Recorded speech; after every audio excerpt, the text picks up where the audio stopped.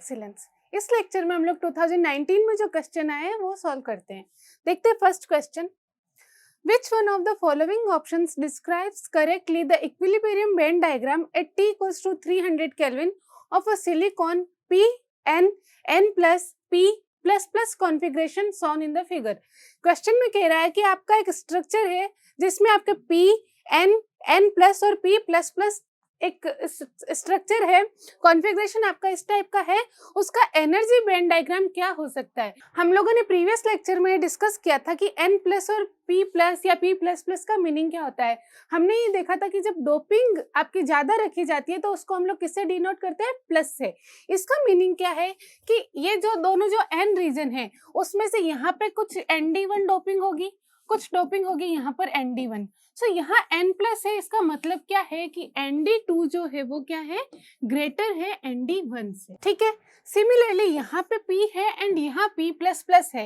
Let's say कि यहाँ पर जो P की डोपिंग है वो Na1 है और यहाँ पर जो एक्सेप्टर इम्प्योरिटी की डोपिंग है वो Na2 है। तो ये P प्लस प्लस है, इसका मतलब यहाँ की डोपिंग क्या होगी, ज्यादा होगी। सो Na2 will be greater than Na1।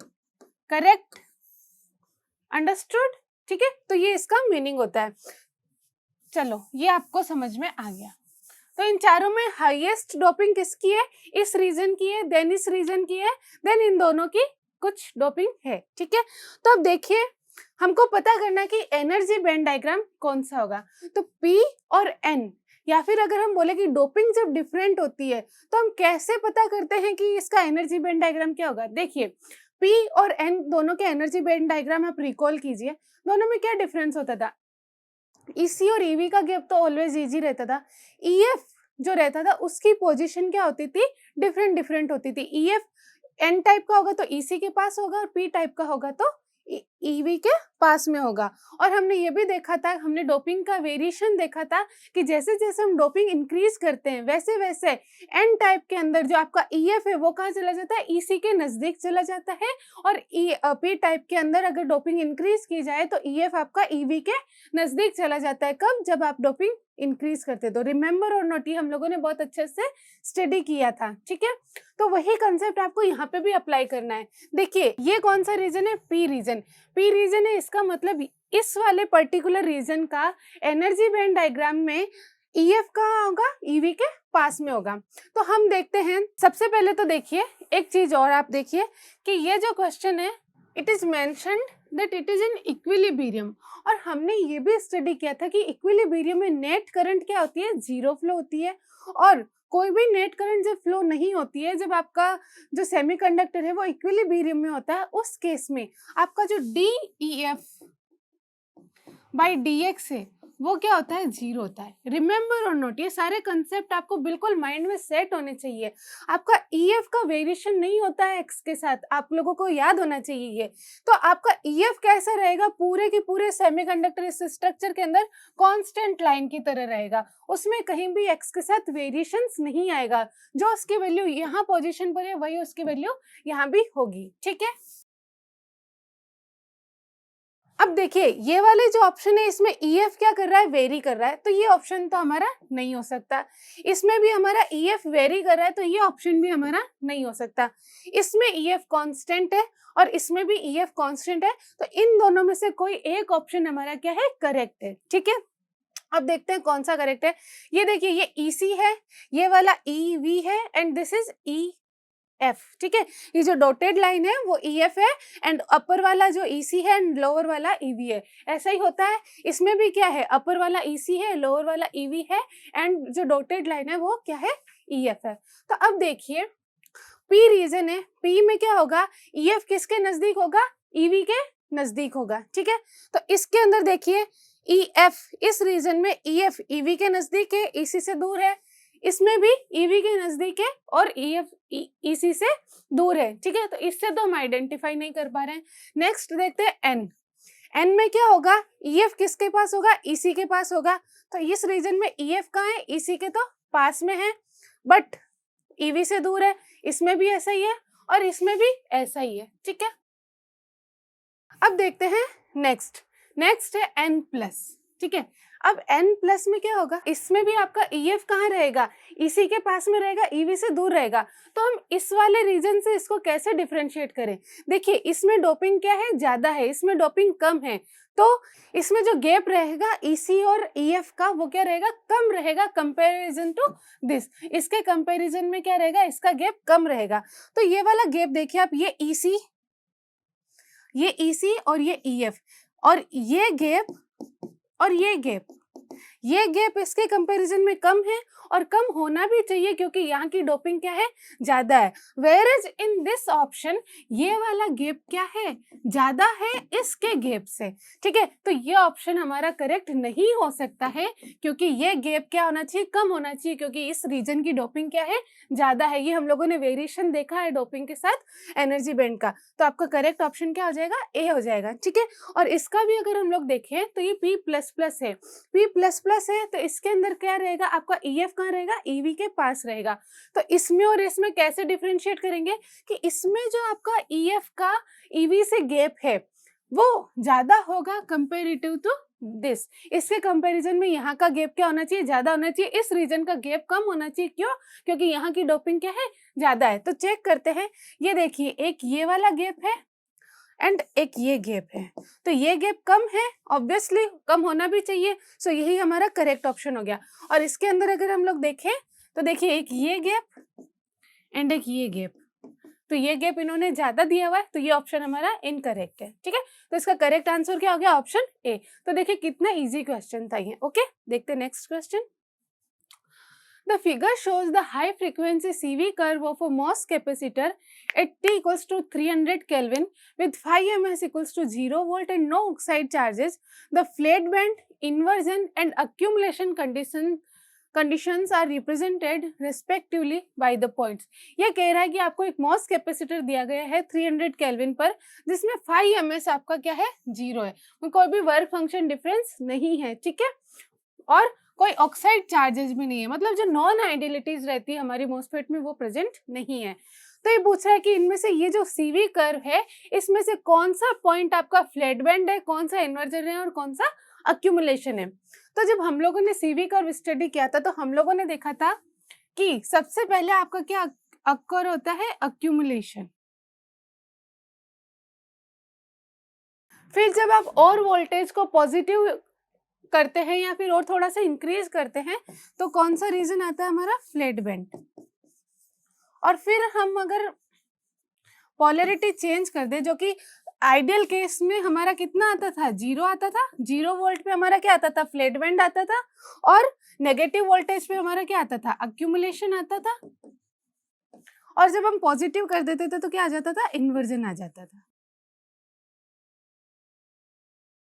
ये पॉजिटिव आ जाता था। और ये देखिए ये इन्होंने एक गिवन है क्वेश्चन में कि हाई फ्रीक्वेंसी कर्व है। ठीक है, देखिए हाई फ्रीक्वेंसी कर्व है, हम लोगों ने दो तरह के कर्व देखे थे कि क्या होगा, एक तो ये जाके वापस COX हो जाता है वापस, बट ये किसके लिए होता था, लो फ्रीक्वेंसी के लिए। हाई फ्रीक्वेंसी पे ये क्या रहता है, ऐसा ही रहता है। ठीक है, और मैक्सिमम आपका रहता है, मैक्सिमम कैपेसिटेंस कहाँ पे शो करा है, यहाँ पर। इसका मतलब आपका अक्यूमुलेशन या तो यहाँ होगा या इधर होगा, बट हमारे अक्यूमुलेशन में हमको पता है मैक्सिमम मिलता है क्या, कैपेसिटेंस, और मैक्सिमम कैपेसिटेंस इधर है। दैट मीन्स आपका ये पॉइंट कौन सा हो गया, अक्यूमुलेशन का हो गया।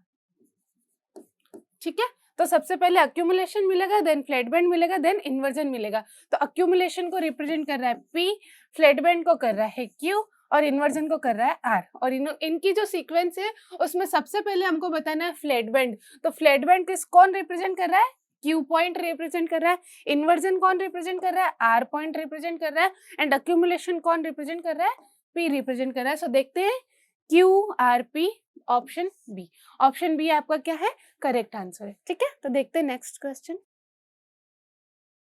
The quantum efficiency eta and responsivity R at a wavelength lambda in a PIN photo detector are related by. तो PIN फोटो डिटेक्टर होते हैं आपके, उस पे इन्होंने पूछा कि क्वांटम एफिशिएंसी और रेस्पॉन्सिविटी का रिलेशन पूछा गया है। तो ये डायरेक्ट एक फॉर्मूला बेस्ड क्वेश्चन है।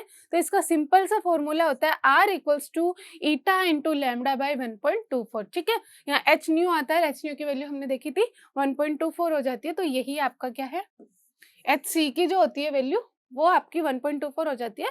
तो ये आपका सीधा सीधा बस फॉर्मूला बेस्ड है, फॉर्मूला ही है इसके अंदर, ठीक है। Next question, in an ideal PN junction with an ideality factor of 1 at T equals to 300 Kelvin, the magnitude of the reverse bias voltage required to reach 75% of its reverse saturation current rounded off to 2 decimal places is, ठीक है। और कुछ data आपको given है। ये कह रहा है कि आपका एक पीएन जंक्शन डायोड है, ठीक है। आइडियलिटी फैक्टर ईटा होता है, दैट इज 1 गिवन। ये पूछ रहा है आपका रिवर्स बायस वोल्टेज कितना होगा कि जो करंट इसके अंदर फ्लो हो रही है ना, जो इस सर्किट के अंदर करंट फ्लो हो रही है आई, वो क्या हो जाए 75% of its reverse saturation current, जो आपकी हमारी आई नोड होती है वो फ्लो हो जाए, ठीक है। और रिवर्स सैचुरेशन करंट आपकी, हम लोग जो आई कन्वेंशनल लेते हैं वो P2N लेते हैं, और जो रिवर्स सैचुरेशन करंट है वो कैसे फ्लो होती है, N2P फ्लो होती है। तो यहाँ पर एक क्या आ जाएगा, माइनस साइन आ जाएगा। तो अल्टीमेटली ये कह रहा है कि जो आपकी इसके अंदर करंट जो फ्लो होगी पीएन जंक्शन डायोड के अंदर, वो कितनी हो जाए, -0.75 आई नोड या फिर 3/4 आई नोड, इतनी फ्लो हो जाए माइनस में। माइनस में क्यों, क्योंकि हम कन्वेंशनल कैसा लेते हैं, P2N पॉजिटिव लेते हैं, ठीक है। और रिवर्स सैचुरेशन करंट आपकी किधर फ्लो होती है, N2P होती है। तो हमको इस सर्किट के अंदर, इस पीएन डायोड के अंदर इतनी करंट फ्लो करानी है, -3/4 आई नोड। बस हमको क्या करना है, डायोड की इक्वेशन लगानी है। तो वी नो दैट डायोड की इक्वेशन कितनी होती है, आई नोड e⁻v अपॉन ईटा VT -1, यही होती है। डायोड की करंट कितनी होती है, यही होती है। वेर ईटा क्या होता है, आपका आइडियलिटी फैक्टर होता है, जिसकी वैल्यू हमको गिवन है 1। और VT आपका क्या होता है, थर्मल वोल्टेज होता है। और थर्मल वोल्टेज 300 केल्विन पे हमको पता है कितना होता है, 26 मिलीवोल्ट। आप चाहें तो 25 मिलीवोल्ट भी ले सकते हैं, ठीक है। आपको T इक्वल्स टू 100 गिवन है, K गिवन है, तो आप KT/Q से निकाल भी सकते हैं VT की वैल्यू, ठीक है। और हमको पूछा गया है V की वैल्यू की, कितना वोल्टेज हम अप्लाई करें इसके अंदर कि आपकी जो ये करंट की वैल्यू है ये कितनी आ जाए, 0.75 आई नोड आ जाए माइनस का, ठीक है। इतनी करंट इसमें फ्लो होने लग जाए।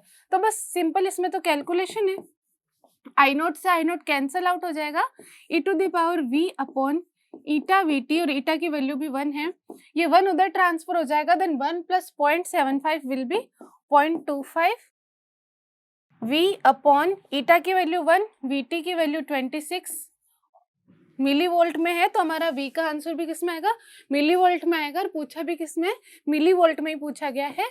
नेचुरल लॉग ऑफ 0.25, सो हमारा जो v कितना आ जाएगा, 26 इंटू नेचुरल लॉग ऑफ 0.2। बहुत इजी क्वेश्चन है ये तो इसको जब सॉल्व करेंगे then we will get minus का 33.67 मिली वोल्ट।